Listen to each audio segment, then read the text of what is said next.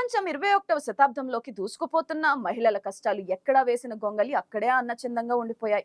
ఈ దేశం ఆ దేశం అని కాకుండా ప్రపంచ దేశాల్లో గృహహింస పెరుగుతూనే ఉంది. పరిస్థితులు మారుతాయి. ఆ పరిస్థితులు తమ భర్తల ప్రవర్తనను మార్చుతాయని మహిళలు ఆశించారు. కానీ అలా జరగడం లేదు. ఇన్నాళ్ళు చెప్పుకున్నట్లుగా మహిళలు తమ బాధలు తమ తల్లిదండ్రులకు చెప్పడానికి ఇష్టపడడం లేదు. తమ కుటుంబాలకు తామొక భారం అవడానికి మహిళలు ఇష్టపడట్లేదు.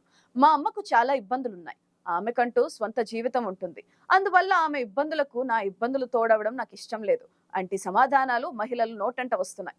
తామెదుర్కొన్న హింసను నిర్దిష్టంగా చెప్పడం ద్వారా వారి కుటుంబాలకు ఒక సమస్యగా లేదా మానసిక వ్యధకు కారణంగా మారకూడదని, వారి కుటుంబాలకు తలవంపులు అగౌరవం తేకూడదని, గృహహింస నుండి బయటపడిన మహిళలు విద్యాస్థాయి, కులం, వర్గంతో నిమిత్తం లేకుండా భావిస్తున్నారు. అంతర్జాతీయంగా స్త్రీలపై జరుగుతున్న హింసపై వ్యతిరేకంగా నవంబర్ 25న ఓ రోజును సెలబ్రేట్ చేసుకుంటున్నారు. సరిగ్గా ఆ రోజుకు కొన్ని రోజుల ముందు భారత రాజధాని హస్తినాలో ఓ యువతిని తన జీవిత భాగస్వామి హత్య చేసి ముక్కలు ముక్కలుగా నరికేశాడు. మరో ఘటనలో ఓ యువతిని అసలు బయటకు రాని విధంగా కాల్చేసి సాక్ష్యం దొరకకుండా చూసుకున్నాడు. గురూజీ రామ్ నారాయణ్ జీ ప్రపంచ ప్రఖ్యాత జ్యోతిష్యులు ఇప్పుడు మన హైదరాబాద్ లో ఎటువంటి సమస్యలకైనా తక్షణ పరిష్కారం చేయబడును. సంప్రదించండి 96651137 9000004357.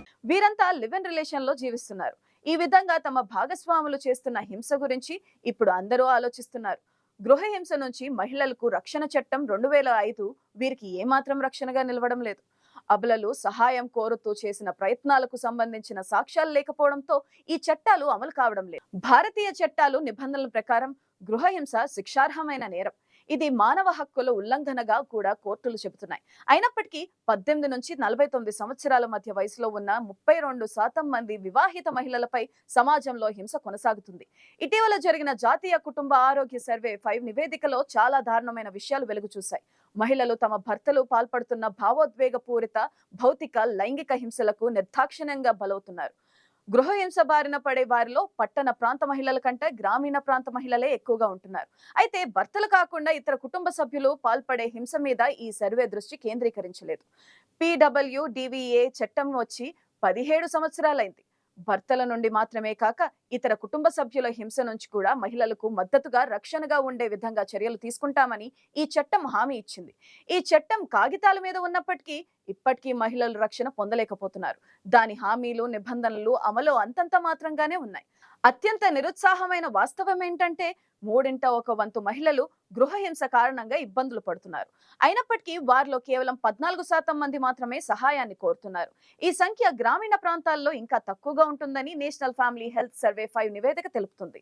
గృహహింసను నేరంగా పరిగణించే దేశంలో హింసకు గురవుతున్న మహిళలను రక్షించేందుకు అనేక చట్టాలను రూపొందించిన మన దేశంలో గృహహింసకు గురై ప్రాణాలతో బయటపడిన అనేక మంది మహిళలకు సాయం అర్థించేందుకు కూడా ధైర్యం చాలడం లేదు. నిజానికి తాము ఎదుర్కొన్న హింసను ఇతరులతో పంచుకునే విషయం ఇతరులకు తెలియజేసే సందర్భంలో మహిళల భయాలు, ఆటంకాలు ఏమిటో సహాయం కోరే అంశాలను తెలుసుకోవాలన్న లక్ష్యంతోనే పరిశోధన జరిగింది. మహారాష్ట్ర, పశ్చిమ బెంగాల్, తమిళనాడు రాష్ట్రాల్లో ఈ విషయాలపై పరిశోధన సాగింది. ఓ వ్యక్తి హింసిస్తున్నప్పుడు ముందే ఎందుకు దూరంగా రాలేదు, ఇంతకు ముందే గృహహింస గురించి ఎవరో ఒకరికి ఎందుకు చెప్పలేదు లాంటి మామూలు ప్రశ్నలకు చాలా సంక్లిష్టమైన, పరస్పర విరుద్ధమైన సమాధానాలు వెలువడ్డాయి. వారి సమాధానాలు కాంప్రమైజింగ్ గా ఉన్నాయి.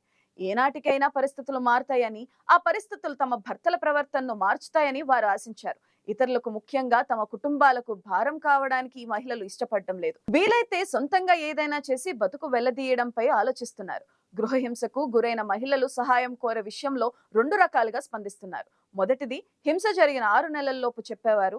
రెండవది, హింస జరిగిన 5 సంవత్సరాలు లేదా ఆ తర్వాత చెప్పేవారు. మొదటి గ్రూప్ మహిళలు సహాయం కోసం తమ తల్లిదండ్రుల దగ్గరికే వెళ్తారు. భర్తతో సర్దుకుని పోవడం ద్వారా కుటుంబాన్ని కాపాడుకోవాల్సిందిగా వారికి సలహాలు ఎదురవుతున్నాయి. ఆ విధంగా ఒత్తిడి వస్తుంది. కుటుంబ సంతోషం కంటే కూతురు క్షేమానికి ప్రాధాన్యత ఇచ్చిన కేసులు చాలా తక్కువగా నమోదయ్యాయి. అలాంటి కేసుల్లో మధ్యవర్తిత్వం వహించే చర్యలు చేపట్టడం లేదా తెగతెంపులు చేసుకోవడం జరిగాయి. సమస్య పరిష్కారానికి పోలీసులు, లాయర్లను కలవడం లాంటివి చాలా అరుదుగా జరుగుతున్నాయి. గృహహింసకు గురై దాని నుండి బయటపడిన చాలా కాలానికి సహాయం కోరే వారి విషయం చూస్తే హింసకు సాక్షులుగా ఉన్న బంధువులు, ఇరుగు పొరుగు ప్రాధాన్యత చాలానే ఉంది.